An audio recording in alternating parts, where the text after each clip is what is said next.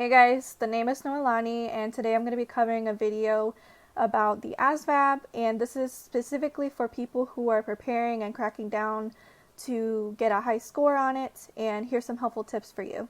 Those of you who may not know, the ASVAB stands for the Armed Forces Vocational Aptitude Battery, and basically it's an entrance exam kind of similar to the SAT if you've taken it during high school for a college possibility of applying to them. It's kind of like that, but for the military.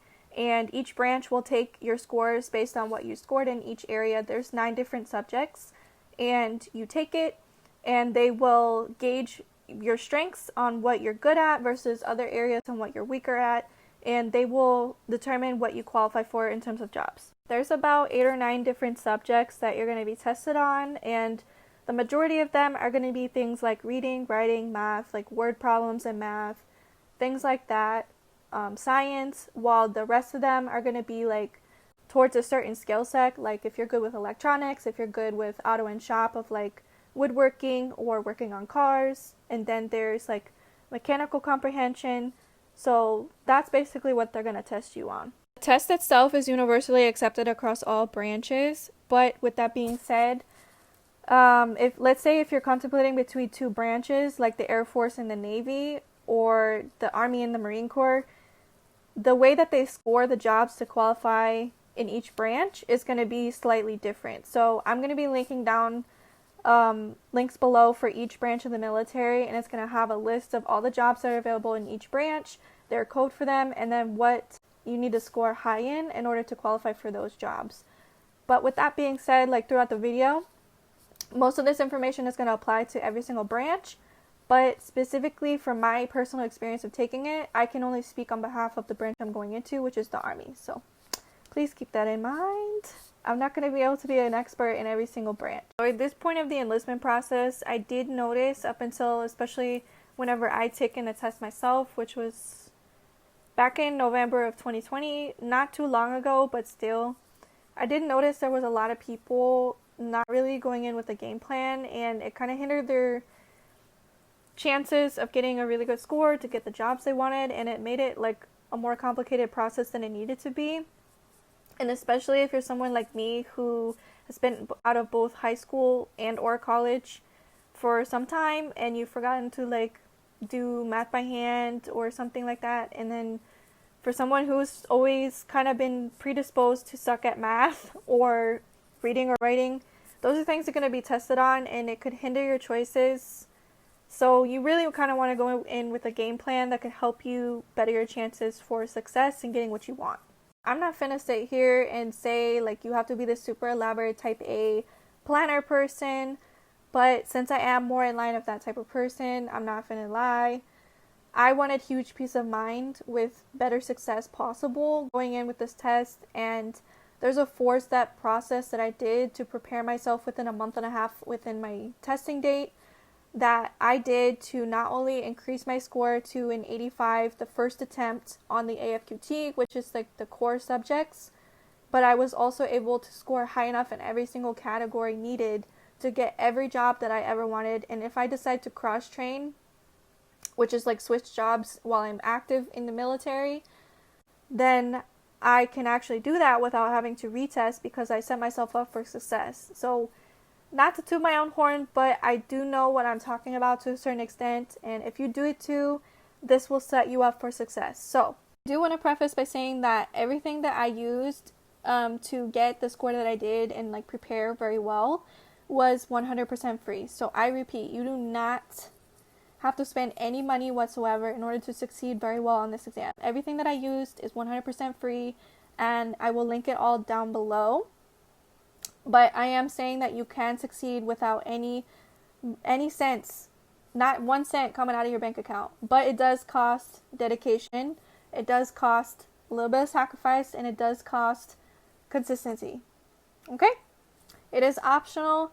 If you do want to buy like a Kaplan or ASVAB for Dummies book off of Amazon, you don't really need a brand new one. You can get one used to save some coin, but it's all optional. Even a tutor, if you're struggling with a subject, it's all optional, okay? So do whatever makes you feel comfortable. So that being said, the first step that I highly recommend doing even before taking the PICAP version of the ASVAB, which if you don't know what that is, please go look it up, is to take a free full-length online version of the ASVAB. And why I say this is not only is it going to allow you to start getting into the gears mentally of test taking for this, but it's allowing you to test over every single subject that you're going to be analyzed on and to closely look at what are your strengths and what you scored higher in and what are you weaker at and what you scored low in and what you need to work on. And it just makes more sense to spend more time on what you're weaker at and seeing where you are even before to just get more laser focused on what you should be working on. And it allows you to waste less time just mindlessly studying everything, and it also allows you to be less overwhelmed. Step number 2 is going to be to write down on a piece of paper based on your practice test and the results that you got the top 3 strengths and the top 4 weaknesses. And one side, the strengths, you put them into the best that you did to the least best that you did, and for weaknesses, the worst that you did to the least worst that you did. If you're not familiar with the different subjects of the ASVAB, I suggest looking them up. But for me, the top strengths for me were word knowledge and paragraph comprehension and assembling objects.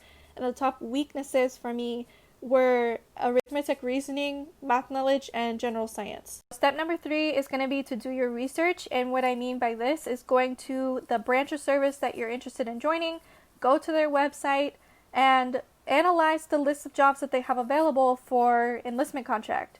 And from most desired to least desired, write down on a piece of paper, that same piece of paper, the code of the job, the title of the job, and the line score that's required in order to qualify for that job. Linking the jobs and the line scores of every single branch down below, and you'll be able to click the link and just look at it for yourself. Each branch does them differently, and I know personally that the Army and the Marine Corps calls their jobs MOSs, the Air Force calls their jobs AFSCs, and the Navy calls them rates. I don't really know about the Coast Guard, I'm sorry. Part of this step that's also equally important is looking at the list of jobs that you just wrote down according to the branch they're interested in joining, right? And there's going to be those line scores, and it's going to be from a category according to that branch. And there's going to be sections of the ASVAB that calculate into that qualifying score that you need to get that job. You need to write down what makes up that score and pay attention to those and compare those to the sections that you were weak in and the sections that you were strong in. What you're strong in, you're not going to have to worry about as much. And what you're weak in, that's what's going to be the bulk of your studying to focus on. And it's going to help you not only work on your weaknesses, but work on what you need to work on in order to qualify and get those jobs that you want. That's really, really what's going to help you cut down on the time, the overwhelm, the stress, and really give you better chances to get the job. So this is the exact paper that I used to write down everything for my game plan. These were my strengths, and these were my top weaknesses.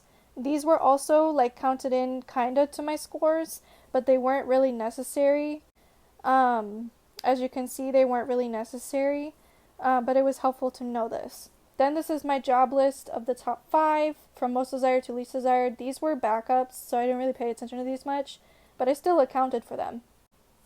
According to the Army, which is my branch, these were the sections that I needed to score high in order to qualify. So this is general technical, this is clerical, and this is skilled technical. I wrote them here from order of what's most used for my list to least used.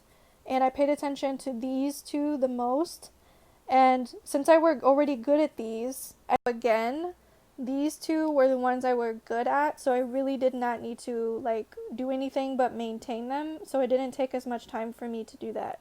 As compared to these two, math knowledge and arithmetic reasoning, I was struggling with. Let's just say that. So I paid attention to these the most in my studying time. And then also this accounted for my score as well, general science. So I kind of paid attention to these, but it was like an accessory third option. And I wrote it into a schedule, which is step 4. After funneling and honing in on exactly what you need to study and do it without the fluff to get exactly what you need for the jobs you want, it's coming down to step 4, which is the last step, and it's incorporating the when you're going to sit your butt down to do it. Most people are like, oh yeah, I need to study this. Oh yeah, I need to study that. So if you get to part 1 without actually dedicating to part 2 of realistically being able to work around your schedule on when you're able to do it, you might as well not do the work at all. So take it with a grain of salt that it looks different for everybody. For me, I had a little bit more flexibility at that time of my life, so I was able to put away more time to dedicate towards this. But here's an example of how I scheduled it out. So from someone who's an avid test taker from high school, college, and now the ASVAB, in preparation for enlistment, I had to really sit down with myself to analyze a couple things, also to take into consideration for my scheduling. And the first one was just honing in on where I was spending my free time, because there's certain things that I have to do during the day that I can't avoid. If you have kids, hello, take care of them. If you have classes and you're in college, hello, attend them. So it's like the things outside of those things, where am I spending my time? And it was easily, I have an iPhone, so I went to screen time, and I saw easily 2 to 3 hours wasted on TikTok, YouTube, and even more on Netflix with TV marathon. So it's like, I really had to sit with myself, and I'll be honest, I had to sit with myself and be like, okay, you gotta sacrifice at least 1 hour of this bullshit. Second bonus thing I had to consider was, knowing me all those years, am I realistically gonna sit down in the morning, wake up early, and be a morning person to get this knocked out? No, personally, I am not. If you are a morning person, work in the morning and get it done in the morning. If you are a night owl, I'm a night owl. I function the best, and my brain activity is 13,000 tabs open in my brain in the evening to the late evening. So that's where I took advantage of my brain activity and put it to good use. And then whenever I was done studying, I would go to sleep soundly. So I took that into consideration too. Bonus number 3 that I also had to consider was sitting with myself and trying to figure out the best way that I retain information that's new, that I'm trying to learn.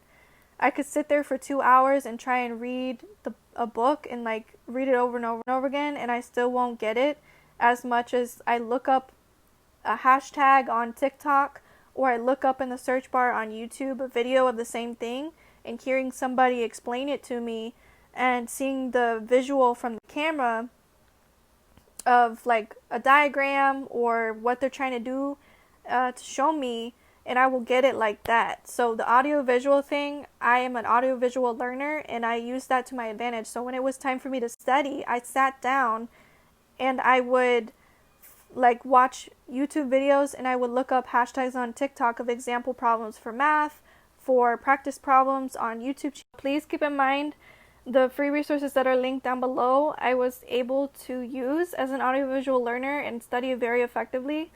The resources are guided towards this learning style, so if you are not audiovisual, then it may not be the most effective for you. Possibly getting a used study guide for the ASVAB off of Amazon with some decent reviews might be nice alternative option. And yeah, this is the first video that I made this for, so excuse the way that this is made. I gotta do what I gotta do. That's free 99, okay? But I am super excited about making this video. Regardless, I could not just go by with my enlistment process and not share some helpful tips that I found successful to help other people.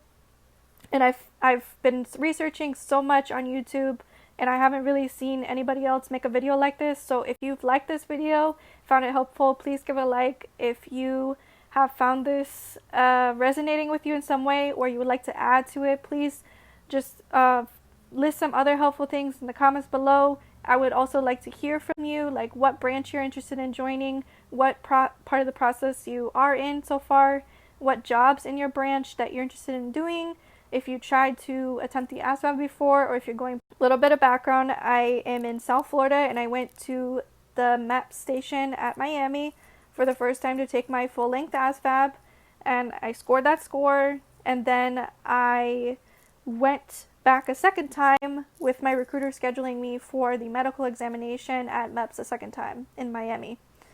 And I secured my job contract shortly after that with passing everything, and I secured a contract for my #1 job with my recruiter scheduling me for the medical examination at MEPS a second time in Miami. And I secured my job contract shortly after that with passing everything, and I secured a contract for my #1 job of 46 Sierra Public Affairs, Mass Communication Specialist. So if there's any questions pertaining to my job or my MEPS experience or anything like that that you would like to see before I leave for basic training on the 19th of January this year, 2021, please comment down below and let me know. I would love to try and get it in before I leave, or definitely make it after I get through basic training. I appreciate you so much for watching and or engaging if you did. I am super excited to make more content that could be even more helpful to you guys, and I thank you so much.